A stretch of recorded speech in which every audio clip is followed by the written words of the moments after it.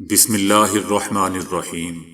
السلام علیکم دوستو، دنیا بھر کی خبروں میں آج آپ سنیں گے، لیکن اس سے پہلے اگر ہو سکے تو لائک اور سبسکرائب کا بٹن ضرور دبا لیں، شکریہ۔ بھارت میں 8 دلت خاندانوں نے اسلام قبول کر لیا۔ امریکہ کی بینکوں کو امدادی رقوم افغانستان منتقلی کی اجازت۔ امریکہ کا مشرقی یورپ میں فوج بھیجنے کا فیصلہ، کشیدگی میں اضافہ ہوگا۔ روس مودی کی وجہ سے پاکستان اور چائنا قریب آگے، راہل گاندھی۔ بھارتی آرمی چیف کا طاقت کی بنیاد پر سیز فائر کا دعویٰ گمراہ کن ہے، پاکستان آرمی۔ فلپائنی کوسٹ گارڈز خواتین کو حجاب کی اجازت۔ انسانی تاریخ کی پہلی ہڑتال کب ہوئی؟ اچانک موت سے پہلے ظاہر ہونے والی کچھ نشانیاں۔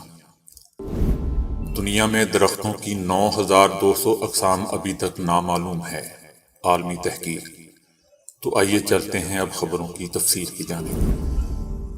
بھارتی ریاست تامل ناڈو میں 8 دلت خاندانوں نے اسلام قبول کر لیا۔ مذہب تبدیل کرنے والوں نے بتایا کہ اعلیٰ ذات کے ہندوؤں کی طرف سے ان پر مسلسل حملہ کیا جاتا تھا۔ انہوں نے کہا کہ انہیں نچلی ذات کی حیثیت سے مقامی ریستورانوں اور چائے کی دکانوں سے چائے یا کافی نہیں پینے دی جاتی تھی۔ مذہب تبدیل کرنے والوں کا مزید کہنا تھا کہ اونچی ذات والے ہندو انہیں تشدد کا نشانہ بناتے تھے، دلت لڑکیوں پر نازیبا تبصرے کیے جاتے تھے۔ ان کا کہنا ہے کہ اب ہم مسلمان ہیں۔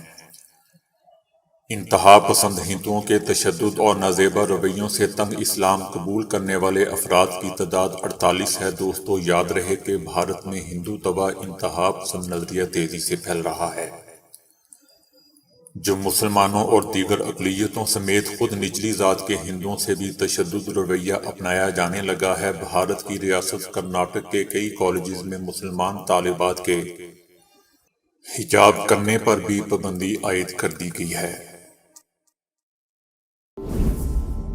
افغان طالبان کے کڑے امتحان کے بعد آخرکار امریکہ نے بین الاقوامی بینکوں کو امدادی رقوم افغانستان منتقل کرنے کی اجازت دے دی ہے۔ امریکہ نے کہا ہے کہ بین الاقوامی بینک انسانی امداد کے مقصد سے اور طالبان پر عائد پابندیوں کی خلاف ورزی کیے بغیر رقوم کی منتقلی کر سکتے ہیں۔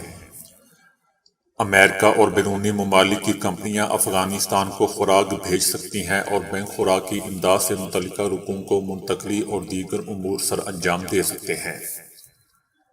یاد رہے دوستو کہ اقوام متحدہ کے مطابق افغانستان میں نصف سے زائد آبادی بھوک اور غذائی کمی کا شکار ہے اور اسے انسانی امداد کی شدید ضرورت ہے۔ اقوام متحدہ نے بھی امریکہ سے افغانستان کے مالی اثاثوں کو آزاد کرنے کی اپیل کرتے ہوئے کہا ہے کہ افغان عوام کو قحط کی صورتحال کا سامنا ہے، جبکہ افغان معیشت کو دیوالیہ ہونے کا خطرہ بھی لاحق ہے۔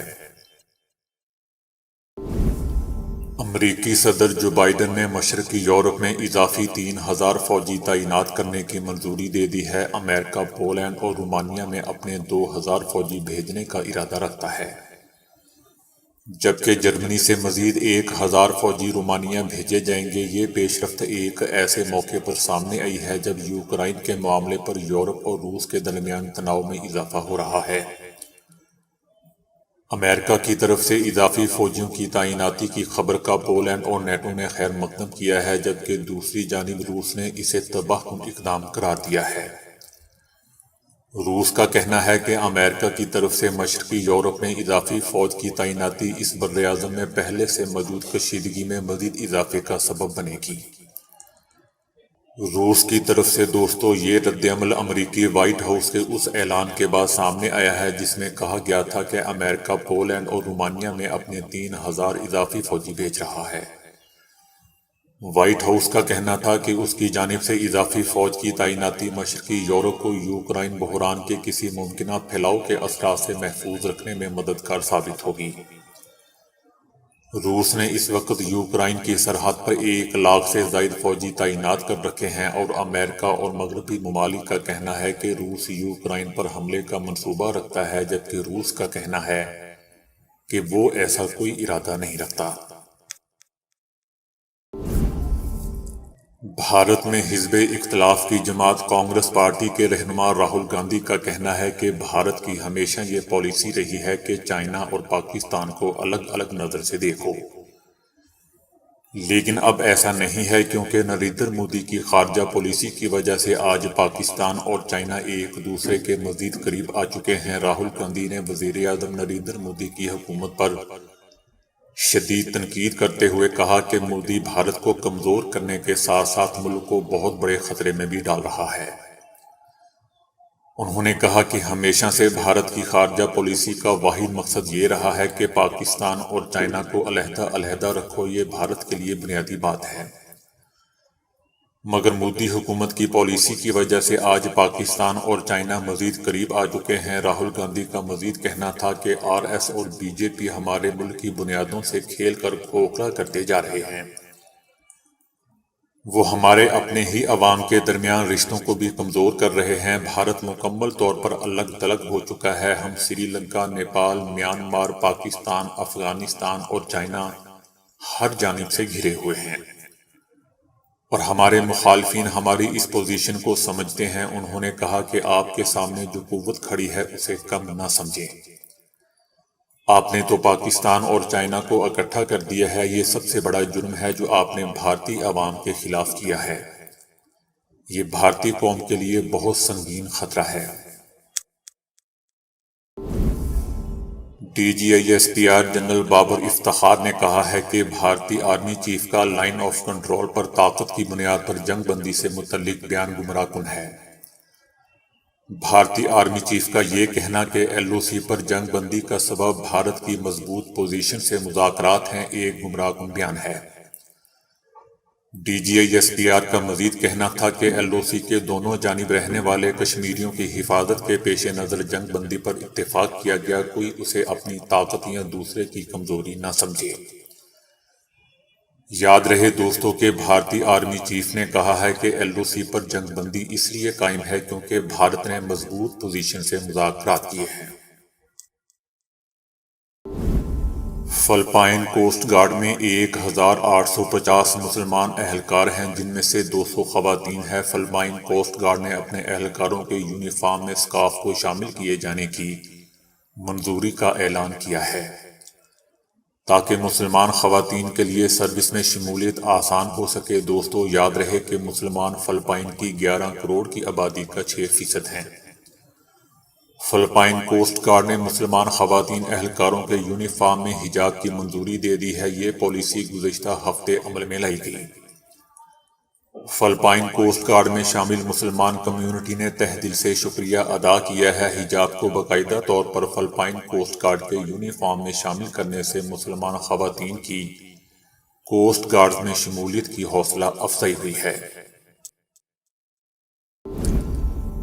اگر آپ سمجھتے ہیں کہ ہڑتالوں کا سلسلہ چند 100 سالوں پہلے شروع ہوا ہے تو یہ آپ کی غلط فہمی ہے، بلکہ انسانی تاریخ میں جو پہلی ہڑتال ریکارڈ کی گئی ہے وہ قدیم مصر میں فرعون کے دور سے جڑی ہے۔ انسانی تاریخ میں سب سے پہلی ہڑتال فرعون رامسس III کے دور میں ہوئی، جس کی تاریخ 14 نومبر 1152 قبل مسیح ہے۔ اگرچہ اس دور میں غلاموں کی کثرت تھی، لیکن قدیم مصر کی جو اصل افرادی قوت تھی وہ معمار، کاریگر اور سامان کی نقل و حمل پر مامور افراد پر مشتمل تھی، جو باقاعدہ اپنے کام کی اجرت لیا کرتے تھے۔ آج کے مصر سے ہزاروں سال پہلے کی تعمیرات یا اشیاء جو دریافت ہو رہی ہیں، اور وہ بھی بہترین حالت میں، انہی مزدوروں کی محنت کا نتیجہ ہے۔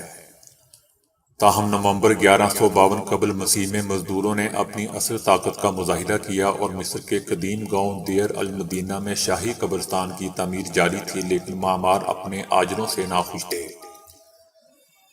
انہیں لگ رہا تھا کہ انہیں اجرت دیر سے اور کم دی جا رہی ہے۔ اپنے اس مطالبے کے لیے انہوں نے ہڑتال کی کال دی اور شاہی حکم کے فرمان کی تعمیر رک گئی۔ اس وقت کی فرعونی حکومتیں ان مزدوروں سے نہ صرف بات چیت کی بلکہ ان کی تنخواہیں بھی بڑھا دی تھیں۔ زندگی اور موت رب کائنات کے اختیار میں ہے، اس لیے یہ کہنا کہ کون کتنا عرصہ زندہ رہے گا ابھی انسانی عقل کے بس کی بات نہیں ہے۔ لیکن اللہ کی رحمان ذات نے انسان کو علم جیسی نعمت دی ہے اور اہل علم نشانیوں کو سمجھنے کی صلاحیت رکھتے ہیں۔ مثلا سائنسدانوں نے ایک ایسی نشانی کا پتہ چلایا ہے جو اچانک اور بے وقت موت کی وجہ بن سکتی ہے۔ جرنل آف گرانٹالوجی میں شائع ہونے والی ایک رپورٹ کے مطابق، جس میں تقریباً 3000 افراد کے قریب رضاکاروں پر تحقیق کی گئی اور ان سے ان کے امور زندگی کے متعلق مختلف سوالات کیے گئے، جن میں سے ان سے پوچھا گیا کہ اگر وہ درخت لگاتے ہیں یا روزانہ آدھا گھنٹہ چہل قدمی کرتے ہیں یا گھر وغیرہ کے کام کرتے ہیں تو ان کاموں کو کرنے سے وہ کتنی تھکاوٹ محسوس کرتے ہیں۔ اس تحقیق کے نتائج سے سائنسدانوں نے اخذ کیا کہ جو افراد ضرورت سے زیادہ تھکاوٹ محسوس کرتے ہیں ان میں قبل از وقت موت کا خدشہ زیادہ ہوتا ہے، یعنی وہ انسانی اوسط عمر سے پہلے اپنی عمر پوری کر جاتے ہیں، اور ایسے افراد کو زیادہ تر ہارٹ اٹیک، فالج، برین ہیمریج جیسی بیماریاں اچانک اپنا شکار بنا لیتی ہیں۔ تحقیق میں شامل سائنسدانوں کے مطابق جو لوگ زیادہ تھکاوٹ محسوس کرتے ہیں اور پہلے سے ہی کوئی لا علاج بیماری یا ذہنی تناؤ کا شکار ہوتے ہیں، ان کی جلد موت کا خطرہ سب سے زیادہ ہوتا ہے۔ ایسے لوگوں کو اپنی صحت پر زیادہ توجہ دینے کی ضرورت ہوتی ہے اور انہیں ڈاکٹر سے رابطے میں رہنے کی بھی ضرورت ہوتی ہے تاکہ بروقت علاج سے بڑی پریشانی سے بچا جا سکے۔ اپنی نوعیت کی سب سے پہلی اور وسیع عالمی تحقیق سے معلوم ہوا ہے کہ دنیا بھر میں درختوں کی تقریباً 63,000 اقسام موجود ہیں، جن میں سے اب تک ہم 63,800 کے بارے میں جان چکے ہیں، جبکہ 9,200 کے بارے میں آج تک نامعلوم ہیں۔ اس تحقیق میں دوستو امریکہ سے لے کر روس تک اور بھارت سے لے کر آسٹریلیا تک درجنوں ممالک کے 100 سے زیادہ سائنسدانوں نے حصہ لیا۔ البتہ ان میں کوئی پاکستانی سائنسداں یا تحقیقی ادارہ شامل نہیں تھا۔ Proceedings of the national academy of sciences کی تازہ میگزین میں شائع ہونے والی اس تحقیق میں تنے کی موٹائی، چھتری کے پھیلاؤ، ان سے پیدا ہونے والے پھلوں اور میوہ جات کی معلومات، دنیا بھر میں ان درختوں کی مجموعی تعداد اور جغرافیائی تقسیم سمیت ساری تفصیلات کئی اشروں کی محنت کے بعد جمع کی گئی ہیں۔ یہ اپنی نوعیت کی سب سے پہلی اور سب سے بڑی تحقیق ہے۔ امریکہ میں کورونا سے سائنسدانوں کو دوہرے چیلنج کا سامنا ہے۔ ایک طرف تو وہ انتھک کوششوں میں مصروف ہیں کہ کیسے اس موذی مرض پر قابو پایا جائے، تو دوسری طرف انہیں سائنس اور سائنسدانوں کے کام کرنے کے محرکات کے متعلق لوگوں میں پائے جانے والے شکوک و شبہات کا سامنا ہے۔ سائنسدانوں کے لیے یہ ایک حوصلہ شکن بات ہے کہ ان پر شک کیا جائے۔ سائنسدانوں کا کہنا ہے کہ یہ پریشان کن اور دل توڑنے والی بات ہے کہ سائنسدانوں کو بدنام کیا جا رہا ہے، حالانکہ ہم تو کورونا کے خلاف لڑائی میں بغیر کسی معاوضے کے مدد کر رہے ہیں۔ وہ کہتے ہیں کہ اس بات سے قطع نظر کہ آپ ریپبلکن یا ڈیموکریٹک پارٹی سے تعلق رکھتے ہیں، آپ کی پالیسی اور فیصلے سائنس ہی پر مبنی ہونے چاہیے۔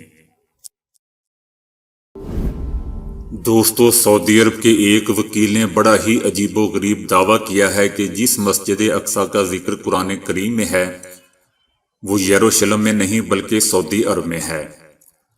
سعودی وکیل یمانی نے کہا کہ مسجد اقصی یروشلم میں نہیں بلکہ سعودی عرب کے علاقے الجرانہ جو کہ مکہ مکرمہ اور طائف کے قریب ہے اس میں واقع ہے۔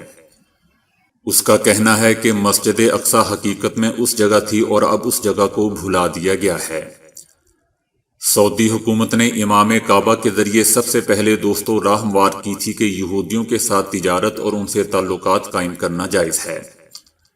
رسول اللہ صلی اللہ علیہ وآلہ وسلم نے اپنے زمانے میں یہودیوں سے میل جول رکھا تھا، ایسا سعودی حکومت کا کہنا تھا۔ سعودی حکومت نے اس مقصد کے لیے احادیث کا بھی سہارا لیا تھا۔ اب سعودی اخبار عکاظ میں اس وکیل کا ایک مضمون شائع ہوا ہے جس میں اس نے دعویٰ کیا ہے کہ جس مسجد اقصی کا ذکر قرآن کریم میں ہے وہ مکہ کے نزدیک ایک علاقے میں واقع ہے، یروشلم میں نہیں۔ دوستو یاد رہے کہ اس اخبار میں سعودی حکومت کی مرضی کے بغیر کوئی بھی آرٹیکل شائع نہیں ہوتا۔ اس شخص کا یہ بھی کہنا ہے کہ حضرت محمد صلی اللہ علیہ وآلہ وسلم کبھی یروشلم آئے ہی نہیں، وہ البراق کے ذریعے آسمانوں پر چلے گئے تھے۔ ہم جو کہتے ہیں کہ مسجد اقصی یروشلم میں موجود ہے یہ ایک غلط بات ہے اور ہمیں اس سے دستبردار ہو جانا چاہیے۔ عمومی طور پر لوگ ہوٹلوں میں جاتے ہیں تو کھانے کے لیے بے تحاشا آرڈر کر دیتے ہیں جو ضرورت سے زیادہ ہوتا ہے اور نہ کھائے جانے کی وجہ سے کچرے میں پھینکنا پڑ جاتا ہے۔ دنیا بھر میں کھانے کا ضیاع ایک بڑا مسئلہ ہے جس کے حوالے سے گاہے بگاہے ورلڈ ہیلتھ آرگنائزیشن سمیت دیگر اداروں کی طرف سے مہمات بھی چلائی جاتی ہیں، لیکن اب یہ مہم اسلام آباد میں واقع سینٹورس مال کی جانب سے چلائی گئی ہے۔ سوشل میڈیا پر ان کی جانب سے مال میں لگایا گیا ایک بینر سامنے آیا ہے جس میں لوگوں کو کھانا ضائع نہ کرنے کی ترغیب دی گئی ہے۔ کھانے کا اتنا آرڈر دیں جتنا آپ کھا سکتے ہیں۔ قدرت نے آپ کو دولت دی ہے مگر خوراک وسائل ضائع کرنے کا حق نہیں دیا۔ یہ وسائل معاشرے کی امانت ہیں، انہیں بے دردی سے ضائع کرنا جرم ہے۔ یہاں یہ بھی یاد رہے دوستو کہ ایک رپورٹ کے مطابق پاکستان خوراک کی کمی کے شکار ممالک میں 106ویں نمبر پر ہے۔ ایک رپورٹ کے مطابق پاکستان میں شادیوں میں پکایا جانے والا 40% سے زائد کھانا ضائع کر دیا جاتا ہے۔ پاکستان میں سالانہ اتنا کھانا ضائع کیا جاتا ہے جو 3 کروڑ لوگوں کی خوراک کی ضروریات پوری کر سکتا ہے۔ چینی سائنسدانوں نے خبردار کیا ہے کہ اب تک 46 ممالک میں لاکھوں مرغیوں کو متاثر اور ہلاک کرنے والا خطرناک برڈ فلو آنے والے برسوں میں عالمی انسانی وبا کی شکل بھی اختیار کر سکتا ہے۔ سائنس کے تازہ شمارے میں شائع شدہ آرٹیکل میں وائفنگ شی اور جارج ایف گو نے برڈ فلو کی مختلف اقسام اور ان میں جینیاتی طور پر ہونے والی تبدیلیوں کا جائزہ لینے کے بعد یہ خدشہ ظاہر کیا ہے کہ برڈ فلو بہت تیزی سے پھیل رہا ہے اور اس سے متاثر ہونے والے ممالک کی تعداد بھی بڑھتی جا رہی ہے۔ شی اور گو نے اپنی تحقیق میں روس کے ایک پولٹری فارم پر H5N8 برڈ فلو سے 7 ملازمین کے متاثر ہونے کا بطور خاص تذکرہ کیا ہے۔ یہ واقعہ دسمبر 2020 میں پیش آیا تھا جس کی تصدیق کے بعد عالمی ادارہ صحت کو اس کی اطلاع فروری 2021 میں دی گئی تھی۔ یہ خبر اس لیے بھی تشویشناک ہے کیونکہ برڈ فلو سے انسانوں کے متاثر ہونے کا یہ پہلا واقعہ ہے۔ اس کا ایک مطلب یہ بھی ہے کہ اگر اس وائرس کی بعض اقسام خود کو تبدیل کر کے پرندوں سے انسانوں میں منتقل ہونے اور انہیں بیمار کرنے کے قابل ہو چکی ہیں تو آنے والے مہینوں اور برسوں میں وہ مزید تبدیل ہو کر ایک سے دوسرے اور دوسرے سے تیسرے انسان کو متاثر کرنے کے قابل ہو سکتی ہے۔ دوستو یاد رہے کہ یہ برڈ فلو پالتو مرغیوں اور بطخوں کے علاوہ جنگلی اور ہجرتی پرندوں میں بھی عام پایا جاتا ہے۔ ویسے تو اس کی درجنوں اقسام ہیں تاہم ان میں سے 5 ذیلی اقسام ہی انسانوں کو متاثر اور ہلاک کرتی دیکھی گئی ہیں۔ اس حوالے سے H5N8 برڈ فلو کی وہ چھٹی اور تازہ ترین ذیلی قسم ہے جس نے پرندوں کے ساتھ ساتھ انسانوں کو بھی متاثر کرنے کی صلاحیت حاصل کر لی ہے۔ شی اور گو نے خبردار کیا ہے کہ H5N8 کا تیز رفتار پھیلاؤ اور اس کی بدلتی ہوئی ماہیت دونوں ہی انسانوں کے لیے شدید خطرے کی علامات ہیں جسے نظر انداز نہیں کرنا چاہیے۔ ہم پہلے سے نہیں بتا سکتے کہ H5N8 اگلی انسانی وبا کا باعث بنے گا یا نہیں اور اگر بنے گا تو کب۔ اس کے لیے ہم صرف اور صرف حالات پر نظر رکھنے پر ہی مجبور ہیں۔ سرخ مرچ کا استعمال دل اور کینسر سے ہونے والی اموات کو کم کر سکتا ہے۔ سرخ مرچ کا کم استعمال کرنے والوں کے مقابلے میں زیادہ مرچیں کھانے والے افراد میں شرح اموات کم ہے۔ امریکن ہارٹ ایسوسی ایشن کی حالیہ تحقیق کے مطابق ماضی میں کی گئی تحقیقات میں تسلیم کیا گیا تھا کہ سرخ مرچ میں موجود ایک کیمیکل کی لپساسین انسان کو دل اور کینسر کے امراض سے تحفظ مہیا کرنے کے ساتھ ساتھ دوران خون کی بہتری میں بھی معاون ثابت ہوتا ہے۔ دوران تحقیق چائنا، امریکہ، اٹلی اور ایران کے 5,70,000 افراد کے اعداد و شمار اور سرخ مرچ کے استعمال کی شرح کے بعد طبی ماہرین نے کہا ہے کہ مرچیں کم کھانے والے افراد کے مقابلے میں سرخ مرچ کا زیادہ استعمال کرنے والے افراد میں دل کے امراض سے مرنے کی شرح 26% جبکہ کینسر سے مرنے کی شرح 23% اور دیگر امراض سے مرنے کی شرح 25% تک کم تھی۔ امریکن ہارٹ ایسوسی ایشن کی تحقیقاتی ٹیم کے سربراہ ڈاکٹر بویو نے اس حوالے سے کہا ہے کہ دوران تحقیق سرخ مرچ کا استعمال کرنے والوں کی کم شرح اموات کے اعداد و شمار حیران کن ہیں۔ تاہم اس حوالے سے ماضی میں بھی 4729 مختلف تحقیقات کی جا چکی ہیں، جن میں سے کئی جامع تحقیقات ہیں۔ انہوں نے کہا کہ ماضی کی تحقیقات اور حالیہ تحقیق کے رزلٹ حیران کن ہیں، جن کے مطابق سرخ مرچ استعمال کرنے والے افراد میں شرح اموات دیگر افراد کے مقابلے میں انتہائی کم ہے۔ تو دوستو، ابھی کے لیے اتنا ہی۔ ویڈیو کو لائک اور شیئر کرنے کا بہت بہت شکریہ۔